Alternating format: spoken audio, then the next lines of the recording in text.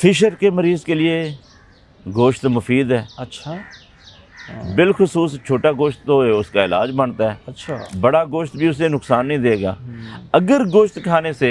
زخم اس کا بڑھ گیا ہے تو پھر وہ فشر نہیں ہے بلکہ وہ بواسیر ہے۔ بس اوقات ایسے ہوتا ہے کہ کسی مریض کو اندازہ نہیں ہوتا جی کہ یہ میرا مرض فشر ہے یا بواسیر ہے، ٹھیک ہے ٹھیک ہے، اس کو چاہیے کہ ایک دفعہ تسلی سے سیر ہو کر جی بھر کے گوشت کھائے، بلا شبہ بڑا گوشت کھائے، بڑا گوشت کھائے گا جلدی سامنے آ جائے گا۔ جی اگر گوشت مخالف پڑا، جی مخالف پڑنے سے یہ ہے کہ مقت پر جلن، چبھن،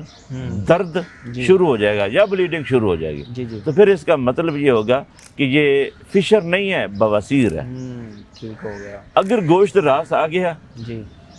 بلکہ فائدہ ہوا، مقت پر جو الجھن ہو رہی تھی، جو پانی ٹچ کرنے سے محسوس ہو رہا تھا، جو رطوبت سی محسوس ہو رہی تھی، اس کو وہ کم ہو گئی، تو پھر اس کا مطلب ہے کہ وہ فشر ہے۔